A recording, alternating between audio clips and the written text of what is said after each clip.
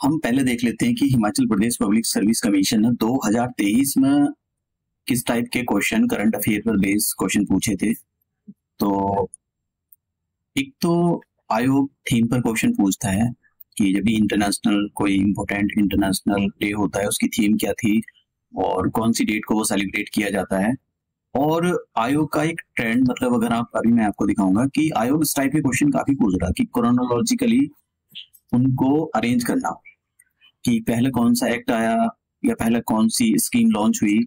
तो ये 2023 में पूछा गया था क्वेश्चन। हालांकि क्वेश्चन को इसको आयोग ने विड्रॉ कर लिया क्योंकि इसके जो ऑप्शन थे वो गलत थे। इसमें यहाँ पर जो डेट है वो ठीक नहीं दे रखी थी, वो मैं अभी आपको दिखाऊंगा। फिर ये इसका हिंदी वर्जन है। फिर ये 2021 में पेपर हुआ था, तो 2021 का जो ये पेपर था इसमें भी यही सेम क्वेश्चन इसी टाइप का कि आपको क्रोनोलॉजिकली उसको मतलब आपको डेट्स जो ये मैच करना है कि कौन सी पॉलिसी कौन सी डेट को लॉन्च हुई थी। और ये इसका हिंदी वर्जन है। अभी मैं आपको और क्वेश्चन दिखाता हूँ कि जो इसी टाइप से आयोग पूछ रहा है। जैसे कि हाँ देखिए ये था एक्ट था। अब ये 2023 में क्वेश्चन पूछा गया था ये वाला भी।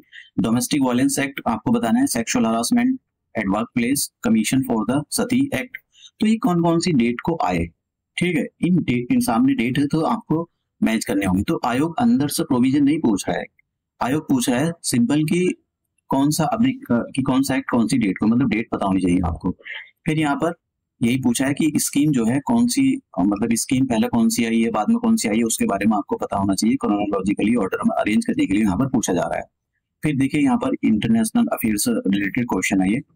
तो यहाँ पे यही कह रहा है कि भाई आपको जो है कौन सा सबसे पहला बना है उसको ऑर्डर को अरेंज करना। और फिर से इस टाइप के क्वेश्चन रिपीट होने वाले क्योंकि क्वेश्चन को टफ करने का तरीका यही होता है कि आप जो है या तो असर्शन रीजनिंग के क्वेश्चन बनाओ। आप असर्शन रीजनिंग काफी डिफिकल्ट हो जाता है क्वेश्चन को सॉल्व करना, और फिर यह क्रोनोलॉजिकली ऑर्डर में अरेंज करना है, इस टाइप के क्वेश्चन सेट करो। तो ये जो क्वेश्चन थे मैंने आपको दिखाया, ये भी देखिए करंट अफेयर पर बेस्ड क्वेश्चन था और उसने डिफिकल्ट क्वेश्चन बनाया है। यहाँ पर ये स्कीम से रिलेटेड क्वेश्चन था, ये भी काफी डिफिकल्ट बनाया है। और ये एक्ट जो होते हैं उनके अंदर के प्रोविजन नहीं पूछे, सीधा पूछा है कौन सी डेट को इनको, ये इसका हिंदी वर्जन है, लागू किए गए, मतलब सॉरी कब ये बनाए गए। और फिर यहाँ पर ये डिजिटल इंडिया एक्ट 2023। तो अब ये मतलब ये क्यों, ये एक्ट इसलिए क्यों इंपोर्टेंट है क्योंकि ये 2023 में बहुत ज्यादा न्यूज में थे, कुछ अमेंडमेंट हुए थे। तो मैं आपको जितने भी एक्ट पढ़ाऊंगा 2023 से लेकर 1 जनवरी 2023 से लेकर, और क्योंकि जून में पेपर है आयोग का, तो एक मंथ पहले छोड़कर करंट अफेयर आपको सारी तैयार होनी चाहिए। अप्रैल तक की करंट अफेयर आपको अच्छे से पता होनी चाहिए, ठीक है।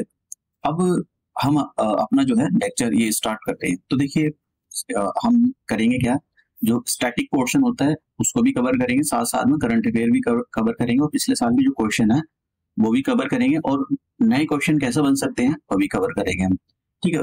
तो देखिए 2023 का क्वेश्चन था ये कि इंटरनेशनल डे ऑफ फॉरेस्ट, ठीक है, 2023 पर्टेन्स टू द थीम। तो आपको ये बताना है जो international day of the forest इसकी थीम क्या थी। तो इसकी थीम मैंने यहाँ पर लिख दी है। अब ये हर साल 21 मार्च को सेलिब्रेट किया जाता है। तो सॉरी, हर साल 21 मार्च को ये जो है international day of the forest celebrate किया जाता है। तो 2024 की थीम थी फॉरेस्ट एंड इनोवेशन। तो थीम याद रखना बहुत जरूरी है, कौन सी डेट को ये मतलब ये डे आते हैं, ये डे भी बहुत जरूरी होते हैं। अब वर्ल्ड एनवायरनमेंट डे ये बहुत ही इंपॉर्टेंट है। तो 2023 में कब सेलिब्रेट किया गया था, देखिए 2023 में ये देखिए अभी 2024 चल रहा है, और 2024 ये 5 जून को आएगा। और मुझे नहीं लगता आयोग की 30 जून को पेपर है कि इतना जून वाली करंट अफेयर रखेगा। तो जून वाली करंट अफेयर तो मुश्किल है, बहुत कम चांस है। तो यहाँ पर आपको पता होना चाहिए क्योंकि ये जो वर्ल्ड एनवायरनमेंट डे है वो 5 जून को हर साल सेलिब्रेट किया जाता है। और इस बार की जो थीम थी वो बीट प्लास्टिक पॉल्यूशन, ये थीम बहुत अच्छे से आपको पता होनी चाहिए, कुछ तो बहुत ही अच्छे से पता होनी चाहिए आपको थीम वगैरह। अब बात करते हैं हम, ये क्वेश्चन सॉल्व हो जाएगा, आप इसको आसानी से सॉल्व कर सकते हो। तो इसका अगर आपसे सारे देखिए, जरूरी नहीं कि पिछले साल के क्वेश्चन करंट अफेयर वाले आप सॉल्व, बस आप देखो कि क्वेश्चन का आयोग किस टाइप का ट्रेंड कर रहा है, ठीक है, किस टाइप के क्वेश्चन पूछ रहा है। तो इसका जो आंसर है वो बी है, हिंदी और इंग्लिश दोनों के लिए। अब यहाँ पर हम जरा आज का जो लेक्चर है वो एनवायरनमेंट से रिलेटेड होगा, पॉलिसी से रिलेटेड होगा। जरा देख लेते हैं कि हमारे कॉन्स्टिट्यूशन में क्या क्या प्रोविजन है, क्योंकि आप जब मेंस में लिखोगे तो प्रोविजन आपको पता होना चाहिए कि एनवायरनमेंट से रिलेटेड कौन से आर्टिकल में कौन कौन से प्रोविजन है।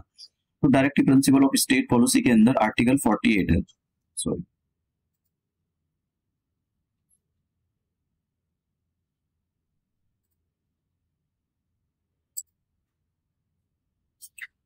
तो directive principle of state policy के अंदर आर्टिकल 48 है, और आर्टिकल 48 ये बोलता है कि स्टेट को जो है एफर्ट्स करनी चाहिए हमारे जो एनवायरनमेंट को उसको प्रोटेक्ट करने में और उसकी क्वालिटी को इम्प्रूव करने में। तो एक तो ये पता होना चाहिए आपको, दूसरा जो हमारी फंडामेंटल ड्यूटी है, fundamental duty 42nd constitutional amendment act 1976 के अंदर डाली गई थी। तो वहां पर एक आर्टिकल 51A ही है, तो उसका जी सब क्लॉज है।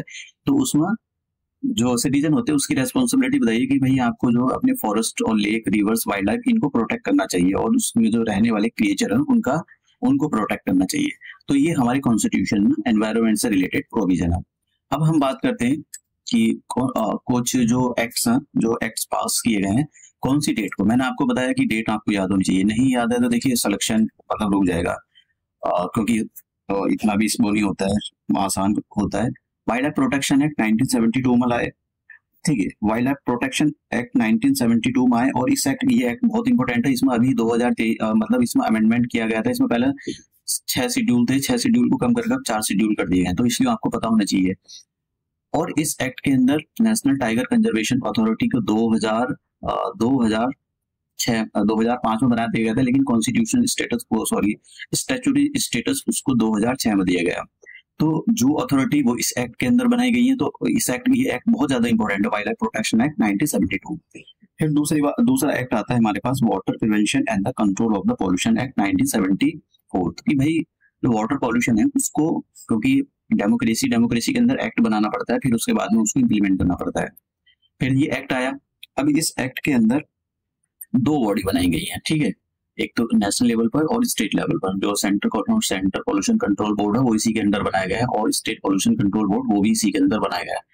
अब फिर 1974 के अंदर एक एक्ट और आता है, उस एक्ट का नाम था water prevention and the control of the pollution act, cess act. Cess लगा हुआ है यहाँ पर। सेस का मतलब ये होगा, क्योंकि ये जो सेंट्रल लेवल और स्टेट लेवल पर पॉल्यूशन कंट्रोल बॉडी बनी हुई है, कि अगर कोई भी इंडस्ट्री कोई भी मतलब रूल रेगुलेशन को वायलेट करती है तो उस पर पेनल्टी लगाई जाए। अब वो पेनल्टी फिर कौन वसूली करेगा, तो करेगा सेंट्रल पॉल्यूशन कंट्रोल बोर्ड, ठीक है। फिर उसको दूसरे पर्पज में लगाया जाए, पानी को साफ करने में या दूसरे जो प्रोजेक्ट होते हैं उसमें लगाया जाए। नेक्स्ट क्वेश्चन है एयर एक्ट आया, air prevention and control pollution act 1981, और फिर उसके बाद में फॉरेस्ट कंजर्वेशन एक्ट आया, और फिर एनवायरमेंट प्रोटेक्शन एक्ट। ये एक्ट बहुत जरूरी है। और एक एक्ट हो रहा था फॉरेस्ट एक्ट, वो केवल फॉरेस्ट एक्ट है उसका नाम, फॉरेस्ट एक्ट, ये 1927 दादा मतलब ये अंग्रेजों के जमाने का एक्ट है, तो इस एक्ट को भी याद रखना। फिर बायोडाइवर्सिटी एक्ट आया, तो मैं ये एक्ट डिटेल में पढ़ाऊंगा, कुछ तो अच्छे से पढ़ाने क्योंकि बहुत जरूरी है। फिर राइट टू फॉरेस्ट एक्ट आया 2006 के अंदर। अब उसके बाद में क्योंकि सरकार ने एक्ट बना दिए, अब एक्ट बनाने के बाद पॉलिसी बनानी पड़ती है। अब देखिए एक पॉलिसी आई नेशनल फॉरेस्ट पॉलिसी, ये 1988 में आई, और इस फॉरेस्ट पॉलिसी को अपडेट किया जा रहा है। अभी तक तो नई फॉरेस्ट पॉलिसी नहीं आई 2023 तक, लेकिन इसको अपडेट किया जा रहा है। फिर इसको जो पॉल्यूशन को कैसे कम किया जाए, the policy statement for the abatement of the pollution 1992 आया। इनको क्वेश्चन पूछेगा इसलिए मैंने रखा है ये, तो आपको डेट पता होनी चाहिए भाई कौन सी डेट को आया है। नेशनल जू पॉलिसी आई, क्योंकि नेशनल जू पॉलिसी इसलिए 1998 के अंदर आई, इसलिए आई क्योंकि जो जू होते हैं वो एनवायरमेंट मतलब जो हमारे फौना होते हैं मतलब एनिमल्स होते हैं उनको प्रोटेक्ट करने का काम हो, प्लस उनका रिसर्च करनी हो, तो उसके लिए भी बहुत ज्यादा इंपॉर्टेंट है, इसलिए एक प्रॉपर पॉलिसी आपके पास होनी चाहिए।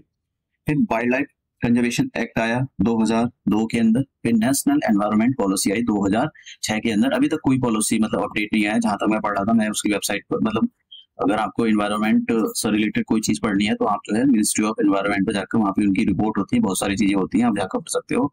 बहुत सारे PIB की न्यूज, ये सारी चीजें कवर कर सकते हो। फिर आया नेशनल बायोडाइवर्सिटी एक्शन प्लान 2008 में, इसको सरकार ने मतलब मंजूरी दी। अब देखिए फिर 2016 के अंदर कैंपा एक्ट आता है। Campa act compensatory forest act 2016। ये जो एक्ट आया, देखिए इस एक्ट का क्या पर्पज था। इस एक्ट का पर्पज ये था कि अगर मान लो किसी जमीन पर फॉरेस्ट है, और उस जमीन पर कोई प्रोजेक्ट लाना है, सपोज करो कि हीलियम है इस जमीन इस पर और ऊपर फॉरेस्ट खड़ा हुआ है, तो और हीलियम बहुत जरूरी है एक्सट्रैक्ट करना, तो आप बिना फॉरेस्ट को डिस्ट्रॉय किए हुए हीलियम नहीं निकाल सकते हो। तो आपको पूरा मान लो कि आपने 1 लाख जो है पेड़ कट कर दिए, तो जो भी इस प्रोजेक्ट को इम्प्लीमेंट कर रहा, मतलब कि जो भी इस प्रोजेक्ट में जो भी कंपनी होगी, तो उसको जो है 1 लाख से ज्यादा, मतलब 1 लाख से जो पेड़ डिस्ट्रॉय हुए उससे ज्यादा का कंपनसेशन देना पड़ेगा। ठीक है, पैसे दो या कुछ भी करो, नई जमीन पर कहीं फॉरेस्ट लगाओ, तो ये सब कहाँ जाएगा, कैंपा एक्ट में। कैंपा जो एक फंड बना हुआ है उसमें जाएगा, और वहां से फिर ये स्टेट को दिया जाता है, यूनियन टेरिटरी को दिया जाता है, और दूसरे काम के लिए भी इसको यूज किया जाता है। जैसे कि आपको अपने एनवायरमेंट को प्रोटेक्ट करना है, और जो स्ट्रेंथन करना है आपको फॉरेस्ट, ये strengthen forest protection infrastructure, wild life जो हैबिटेट होते हैं उसको इम्प्रूव करना है। अब एक हम ये तो एक्ट हो गए। National action plan on the climate change, देखिए ये जो है 2008 में 30 जून 2008 में ये प्लान आया था, क्योंकि क्लाइमेट चेंज एक बड़ी प्रॉब्लम है, तो इससे लड़ने के लिए अब इस प्लान के अंदर 8 सब plan, national solar mission, national mission for enhance energy efficiency, national mission on sustainable habitat, national water mission sustainable agriculture पर है, और ग्रीन इंडिया पर है, सस्टेनेबल एग्रीकल्चर पे आई गया, और static knowledge on the climate change. देखिए आपसे क्वेश्चन सीधा पूछा जाएगा कि ये जो national action plan on the climate change, इसके कौन कौन से कंपोनेंट नहीं है या कौन कौन से कंपोनेंट हैं, सिंपल सा क्वेश्चन पूछा जाएगा, तो आपको दिमाग में ये लगे हुए होने चाहिए। आप क्वेश्चन सॉल्व करते हैं।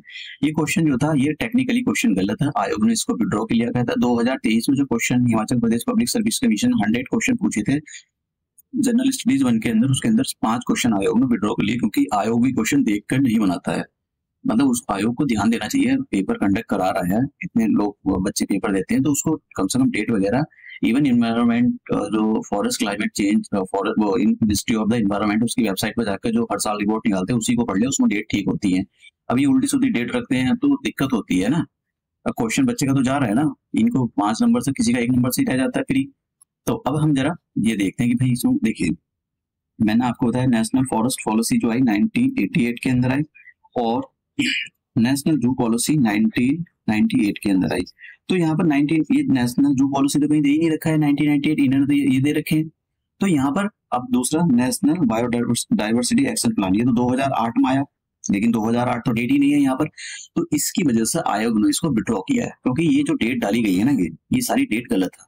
ठीक है, तो इसलिए ये आयोग ने क्वेश्चन को जो है विड्रॉ किया। मैंने यहाँ पर डेट दी गई है, ये यहाँ पर देखिए, हाँ ये मैंने डेट दी गई है कौन से, उसमें नेशनल एनवायरमेंट पॉलिसी 2006 में आई थी, वाइल्ड लाइफ कंजर्वेशन स्ट्रेटेजी 2002 में आई, और नेशनल बायोडाइवर्सिटी एक्शन प्लान 2008 में आया था। तो इन्होंने यहाँ पर ये डेट दे रखी है। आपको देखो ये क्वेश्चन तो गलत है, लेकिन आपको समझना चाहिए कि आयोग किस टाइप के क्वेश्चन फ्रेम कर रहा है। ठीक है, तो इसका जो आंसर यहाँ पर कोई सा भी आंसर नहीं है, क्वेश्चन विड्रॉ कर लिया था क्वेश्चन आयोग ने। अभी इसका हिंदी वर्जन है। अब 2021 में जो क्वेश्चन पूछा गया था, 2022 में पेपर नहीं हुआ था, 2021 में पेपर हुआ था, और 2021 के बाद सीधा 2023 में। अब देखते हैं, देखिए यहाँ पर पॉलिसी दी गई है, तो वाइल्ड लाइफ प्रोटेक्शन, देखिए आयोग ने यहाँ पर मतलब ऐसे छोड़ दिया है, ये मैंने कोई अपनी साइड से कुछ नहीं करा, फेर बदल, ये आयोग की कॉपी मैंने वहां से स्क्रीनशॉट ली है, कि इसमें कोई फेर बदल नहीं है। तो इन्वायरमेंट क्या है, इन्वायरमेंट प्रोटेक्शन मतलब क्या है, ये wild life protection act, wild life protection act कब आया, ये 1972 के अंदर आया। तो यहाँ पर इन्होंने पॉलिसी लिख रखी है, लेकिन ये तो एक्ट था। अब देखिए फॉरेस्ट, अभी मैंने आपको बताया ये अगर आपको वाइल्ड लाइफ प्रोटेक्शन एक्ट 1972 में आया, तो इसका जो है ए का सेकंड वाला आंसर है, तो ए का सेकंड वाला आंसर, तो मतलब ये वाला ऑप्शन एलिमिनेट कर दो। ठीक है, अभी मैंने आपको पॉल्यूशन अवेटमेंट के बारे में बताया था, ये 2006 में है। पॉल्यूशन नहीं, ये 2006 में नहीं आया था, ये सॉरी 1992 में आया। ये पॉलिसी जो आई थी 1992 में आई थी, 1992 में आई थी। तो यहाँ पर डी का, तो डी का कितना हो जाएगा, अभी मैंने पीछे बताया था डी का हो जाएगा यहाँ पर, तो ए का तो हो गया, यहाँ पर ए का कौन सा ऑप्शन हो जाएगा, ए का हो जाएगा सेकंड, और डी का ऑप्शन कौन सा हो जाएगा, डी का हो जाएगा फर्स्ट। अब फॉरेस्ट, ये बाइला बता दिया मैंने, फॉरेस्ट। अब देखिए ये इसी हिसाब से अगर हम जाए तो डी का तो फर्स्ट हो गया, और डी का फर्स्ट, और ए का सेकंड, तो इसी हिसाब से ये वाला ऑप्शन एलिमिनेट हो गया। अब हमारे पास और कौन कौन से बचे, एक तो ये फॉरेस्ट वाला बचा, और पॉल्यूशन वाला हमने कर लिया, फॉरेस्ट वाला बचा। अब देखते हैं कि फॉरेस्ट वाला तो बी ऑप्शन है, बी ऑप्शन का कौन सा होना चाहिए? देखिए, ये मैंने अभी आपको बताया था कि फॉरेस्ट पॉलिसी 1988 में आई, तो बी का कौन सा हो जाएगा? बी का हो जाएगा थर्ड। तो बी का कौन सा है? बी का हो जाएगा थर्ड। तो इसी हिसाब से ये भी ऑप्शन सी गया, तो आंसर हो गया यहाँ पर ए। तो इसका जो आंसर है ए। देखिए, क्वेश्चन बहुत मुश्किल है, मैं सच बताऊं तो क्वेश्चन डिफिकल्ट बनाए गए हैं, ये क्वेश्चन इतने आसान नहीं है। तो आयोग इस टाइप के क्वेश्चन पूछ रहा है, यहाँ पर हिंदी वालों के लिए भी ये है। तो आपको जो अपनी करंट अफेयर है, ऐसा नहीं कि भाई करंट अफेयर पढ़ ली और चलते आगे बढ़े। देखिए, सिलेक्शन रुक जाएगा, नहीं होगा, क्योंकि इतना आसान नहीं है पीसीएस बनना। Specially Himachal Pradesh public service commission बहुत मुश्किल पेपर सेट करता है हिमाचल प्रदेश। तो अब हम मिलते हैं नए लेक्चर में नए क्वेश्चनों के साथ में।